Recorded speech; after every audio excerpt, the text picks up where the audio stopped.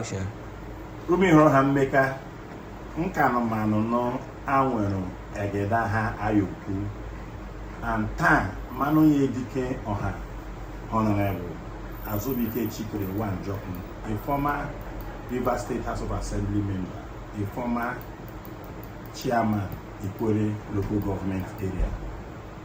Ndị arụrụ mama ya kpata gbasara Iwhuruohna. But ile m okwuru mbọm Iwhuruohna apani also difficult for me to may understand.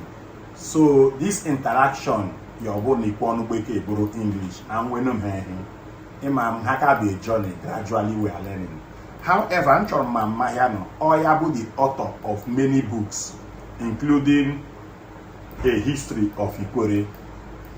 Nka Namano, Egwano Kolamogo for this book, 20,000 naira flat, under promo because of me to support what we're doing.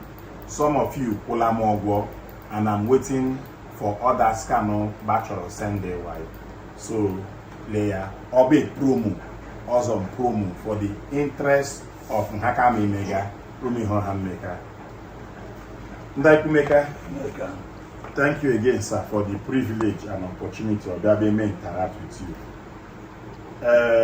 First, sir, we want to start with telling us, what we have already read, from your book, A History of Ikwerre. Can you please, expatiate further for those who have not had the privilege of reading your book, the history of Ikwerre, and why are we Iwhuruohna people? Okay. First, I will say the Ikwerre people are a distinct ethnic nationality that exists on the alluvial plain that's close to the water and the river. Okay, sir. We exist close to the ocean, what we call Apache. Okay. That's the Atlantic Ocean. Okay. And the Ikwerre people are people who have mixed up with lots of people, lots of migrations. Okay. Came here and met the original people. The original people were not called Ikwerre people. Okay.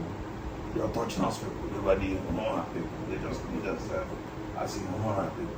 Okay. Iwhuruohna simply means the face of the country.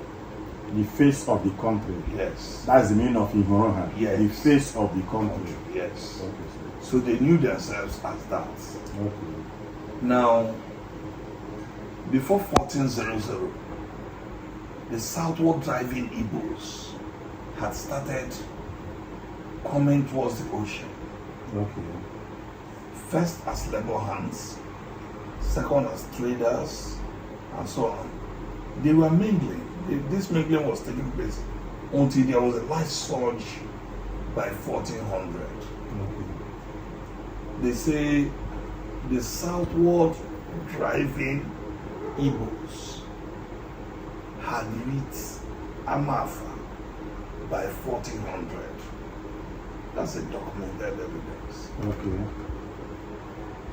They didn't say the Igbos had come to meet with their people. No, it showed that they were distinct people who were not Igbos. Okay. So the Igbos have been identified as Igbo. As Igbos. And the Ikwerres have been identified either by the names of their various towns as they came to them. Okay.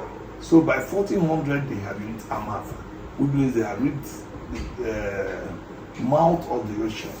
Okay. Sorry, sir. What are the names of these various Ikwerre localities as they were known then? We have names like Apanim, which is my village. Apani. You had Elele, which in history books you see there like Lelele. Okay. It's only few that call it Elele. Okay. You see Sobo. You see Amafa. Okay. Amafa is what we call Emoha today. Okay. You see Nkrahia. You see Obido, which is Obodo. Okay. And so on that section of Ikwerre. Okay, sir. And all these villages were identified as at 1400. Okay. So the Ikwerres were in existence as Iwhuruohna people. As Iwhuruohna people. Okay. Yes. Now, when two Ikwerre people or brothers are discussing, they don't say Ikwerre.